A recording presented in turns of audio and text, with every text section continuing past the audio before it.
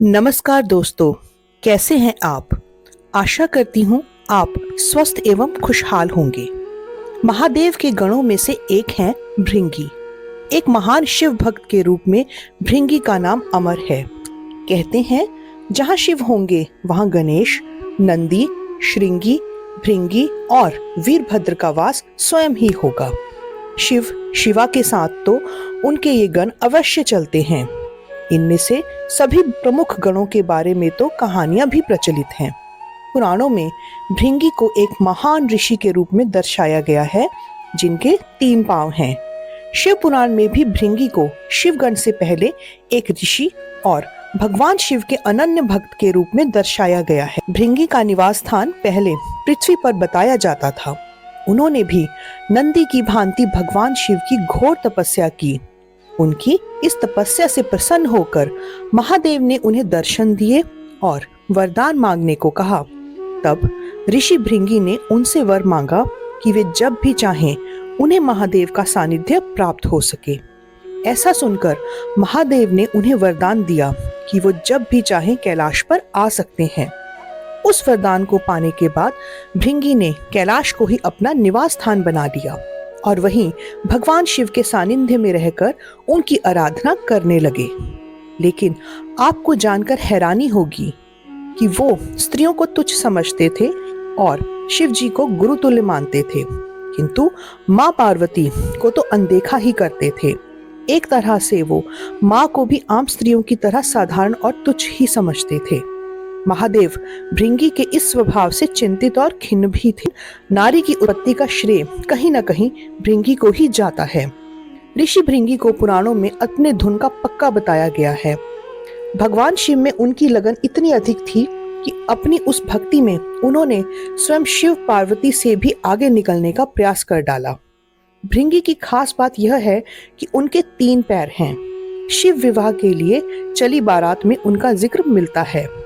बिनुपद होए कोई बहुपद बाहु, यानी कि शिव गणों में से कई बिना पैरों के थे और किसी के पास पैर थे। ये पद तुलसीदास जी ने भृंगी के लिए ही लिखा है। भृंगी के 3 पैर कैसे हुए, इसके पीछे एक कथा है जो हमें बताती है कि उमा शंकर के बीच का प्रेम कितना गहरा है। वस्तुतः एक ही हैं। दरअसल भृंगी की एक अनुचित जिद की वजह से सदाशिव और जगदम्बा को अर्धनारीश्वर का रूप धारण करना पड़ा। भृंगी महान शिव भक्त थे। सदाशिव के चरणों में उनकी अत्यधिक प्रीति थी। उन्होंने स्वप्न में भी शिव के अतिरिक्त किसी का ध्यान नहीं किया था। यहाँ तक कि वह जगत जननी माँ पार्वती को भी सदाशिव से अलग मानते थे। भृंगी की भक्ति भगवान शिव में इतनी थी कि उनके समक्ष उन्हें कुछ दिखता ही नहीं था। भृंगी केवल शिव की ही पूजा किया करते थे और माता पार्वती की पूजा नहीं करते थे। नंदी आदि शिव गणों ने उन्हें कई बार समझाया कि केवल शिव जी की पूजा नहीं करनी चाहिए, लेकिन उनकी भक्ति में डूबे भृंगी को ये बात समझ में नहीं आई। शिवस्य चरणम केवलम के भाव में हमेशा रहते थे। उनकी बुद्धि यह स्वीकार ही नहीं कर पाती थी कि शिव और पार्वती में कोई भेद नहीं है। एक बार सदाशिव के परम भक्त भृंगी ऋषि कैलाश पर अपने आराध्य की परिक्रमा करने पहुंचे। सदैव की तरह महादेव के बाईं ओर आदिशक्ति जगदम्बा विराजमान थी। महादेव समाधि में थे और जगदम्बा चैतन्य थी। जगदम्बा के नेत्र खुले थे। भृंगी तो आए थे शिव जी की परिक्रमा करने और शिव जी ध्यान मग्न थे। शिव प्रेम में भृंगी इतने मतवाले हो रहे थे, वह सिर्फ शिव जी की परिक्रमा ही करना चाहते थे, क्योंकि ब्रह्मचर्य की उनकी परिभाषा अलग थी। पर क्या करें, पार्वती जी तो शिव जी के वामांग में विराजमान है। भृंगी अपना उतावलापन रोक ही नहीं पाए। साहस इतना बढ़ गया कि उन्होंने जगदम्बा से अनुरोध किया कि वह शिव जी से अलग होकर बैठें ताकि मैं अपने प्रभु अपने इष्ट की परिक्रमा कर सकूं। जगदम्बा समझ गई कि यह है तो तपस्वी, लेकिन इसे ज्ञान नहीं प्राप्त हुआ है, अभी इनका ज्ञान अधूरा है। इसलिए उन्होंने भृंगी की बात को अनसुना किया, किंतु भृंगी तो हठ में थे, कुछ भी सुनने समझने को तैयार ही नहीं थे। फिर से पार्वती जी से कहा, आप कुछ देर के लिए हट जाएं, मैं परिक्रमा कर लूं। माँ पार्वती ने इस पर आपत्ति जताई और कहा कि अनुचित बात बंद करो। जगदम्बा महादेव की शक्ति है, वह सदा शिव से पृथक होने को कैसे तैयार होती। माता ने भृंगी को कई तरह से समझाया, प्रकृति और पुरुष के संबंधों की व्याख्या की, वेदों का उदाहरण दिया, परंतु भृंगी तो वैसे ही हठी की बुद्धि तो वैसे ही आधी हो जाती है। माता द्वारा दिए गए ज्ञान उपदेश उनके विवेक में उतरे ही नहीं। उनकी बुद्धि सृष्टि के इस रहस्य को समझने के लिए तैयार ही नहीं हुई। उन्होंने सिर्फ शिव की परिक्रमा करने की ठान रखी थी। माता ने सोचा, इस अज्ञानी को कुछ भी समझाने का लाभ नहीं है, इसे अनदेखा करना ही चाहिए। माता शिव से अलग ना हुई। भृंगी ने भी हठ पाल रखा था। उन्होंने मन ही मन अपने मन की करने के लिए एक योजना बना ली। तब भृंगी ने सर्प का रूप धारण किया और शिव जी की परिक्रमा करने लगे। सरकते हुए वह जगदम्बा और महादेव के बीच में से निकलने का यत्न करने लगे। उनकी इस दृष्टता का परिणाम हुआ कि शिव जी की समाधि भंग हो गई। उन्होंने समझ लिया कि मूर्ख भृंगी जगदम्बा को मेरे वाम अंग पर देखकर विचलित है, वह दोनों में भेद कर रहा है। उसे सांकेतिक रूप में समझाने के लिए शिवजी ने तत्काल ही अर्धनारीश्वर स्वरूप धारण कर लिया। जगदम्बा अब उन्हीं में विलीन हो गई थी। शिवजी दाहिने भाग से पुरुष और बाएं भाग से स्त्री रूप में दिखने लगे, और यह था भगवान शिव का अर्धनारीश्वर रूप अवतार, जिसमें उनका आधा भाग नर का है और बाकी का आधा नारी का। इस स्वरूप को भगवान शिव ने अपनी इच्छा से धारण किया था, ताकि वह संसार को बता सके कि सृष्टि के संचालन के लिए नर और नारी दोनों ही महत्वपूर्ण हैं। समाज के विकास में दोनों का ही योगदान है। लेकिन अब तो भृंगी की योजना पर पानी फिरने लगा। हठी का हठ तो भगवान से भी ऊपर जाने लगता है। भृंगी ने इतने पर भी हिम्मत नहीं हारी। उन्हें तो बस अब शिव जी की परिक्रमा ही करनी थी। अपनी जिद पूरी करने के लिए उन्होंने एक और मूर्खतापूर्ण प्रयास किया। अब भृंगी ने चूहे का रूप धारण किया। चूहे के रूप में वे प्रभु के अर्धनारीश्वर रूप को कुतरकर एक दूसरे से अलग करने की कोशिश में जुट गए। अब यह तो अति थी। शिव भक्त भृंगी की दृष्टता को लगातार सहन कर आ रही जगदम्बा का धैर्य अब चूक गया। उन्होंने भृंगी को श्राप दिया, हे भृंगी, तू सृष्टि के आदि नियमों का उल्लंघन कर रहा है। यदि तू मातृशक्ति का सम्मान करने में अपनी हट समझता है, तो अभी इसी समय तेरे शरीर से तेरी माता का अंश अलग हो जाएगा। यह श्राप सुनकर स्वयं महादेव भी व्याकुल हो उठे। भृंगी की बुद्धि भले ही हार गई थी, पर महादेव जानते थे कि इस श्राप का मतलब कितना गंभीर है। शरीर विज्ञान की तंत्रोक्त व्याख्या के अनुसार इंसान के शरीर में हड्डियां और मांसपेशियां पिता से मिलती है, जबकि रक्त और मांस माता के अंश से प्राप्त होता है। फिर क्या था, भृंगी की तो दुर्गति हो गई। उनके शरीर से उसी समय रक्त और मांस अलग हो गया। शरीर में बची रह गई तो सिर्फ हड्डियां और मांसपेशियां।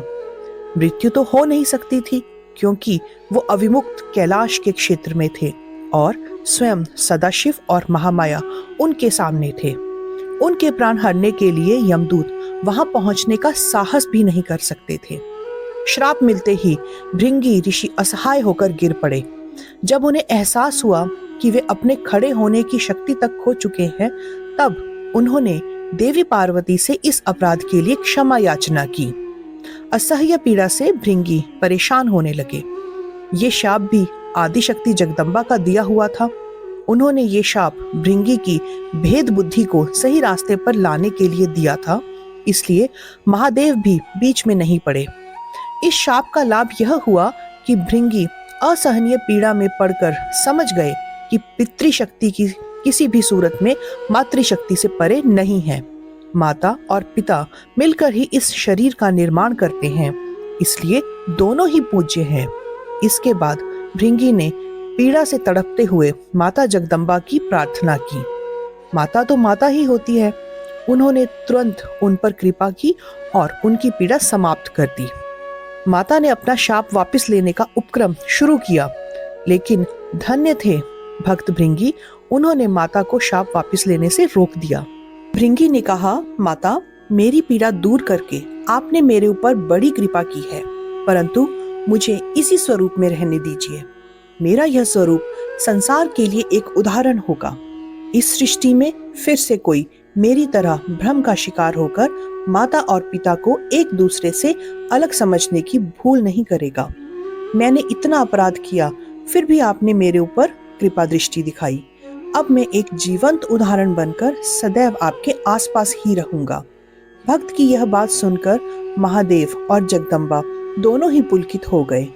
अर्धनारीश्वर स्वरूप धारण किए हुए माँ जगदम्बा और पिता महादेव ने तुरंत भृंगी को अपने गणों में प्रमुख स्थान दिया। भृंगी चलने फिरने में समर्थ हो सके, इसलिए उन्हें तीसरा पैर भी दिया। तीसरे पैर से वह अपने भार को संभाल कर शिव पार्वती के साथ चलते हैं। अर्धनारीश्वर भगवान ने कहा, हे भृंगी, तुम सदा हमारे साथ रहोगे। इसके पश्चात महादेव बोले, चूंकि आप मेरी आधी परिक्रमा ही कर पाए थे, इसलिए आज से हमारी आधी परिक्रमा का ही विधान होगा। कहा जाता है तब से केवल महादेव ही ऐसे देव हैं जिनकी आधी परिक्रमा की जाती है। तुम्हारी उपस्थिति इस जगत को संदेश देगी कि हर जीव में जितना अंश पुरुष का है, उतना ही अंश नारी का भी है। नारी और पुरुष में भेद करने वाले की गति तुम्हारे जैसी हो जाएगी। पुरुष और स्त्री मिलकर संसार को आगे बढ़ाएं, तभी बराबर अंश के योगी हैं। यही सिद्ध करने को मैंने अर्धनारीश्वर रूप धरा है। स्त्री पुरुष दोनों का अपना स्थान, अपना अस्तित्व है। इसे नकारने की कोशिश करने वाले को शिव, शिवा दोनों में से किसी की भी कृपा प्राप्त नहीं होगी। वह जीव मृत्युलोक में सदा शिव शिवा की कृपा के लिए तरसता ही विदा हो जाएगा। भृंगी को वो पद प्राप्त हुआ जिसे हासिल करने के लिए इंद्रादि बड़े बड़े देवता भी लालायित रहते हैं। इसके बाद शिवजी ने ब्रह्मा को अपना अर्धनारीश्वर स्वरूप दिखाया। शिव का अर्धनारीश्वर रूप विश्व को ये शिक्षा प्रदान करता है कि पुरुष और स्त्री एक दूसरे के पूरक हैं। शक्ति के बिना तो शिव भी शव के समान है। अर्धनारीश्वर रूप में माता पार्वती का वाम अंग में होना ये दर्शाता है कि पुरुष और स्त्री में सदैव स्त्री पुरुष से पहले आती है। इसी कारण माता का महत्व पिता से अधिक बताया गया है। उन्हें देखकर ही ब्रह्मा ने नारी की कल्पना की। नारी और पुरुष के संयोग से सृष्टि रचना की व्यवस्था की, अर्थात नर नारी मिलकर सूक्ष्म ब्रह्मा की तरह सृष्टिकर्ता हो जाते हैं। फिर शिव ने जगदम्बा के साथ विवाह व्यवस्था की। सर्वप्रथम विवाह शिव जगदम्बा का ही हुआ था। तो दोस्तों, ये थी आज की कहानी। कैसी लगी कमेंट करके हमें जरूर बताना। अगर आपको ये कहानी अच्छी लगी तो इसे शेयर करें और लाइक करें। ऐसी ही और बेहतरीन कहानियां सुनने के लिए चैनल से जुड़े रहें। तब तक के लिए अपना ध्यान रखें और खुश रहें। धन्यवाद।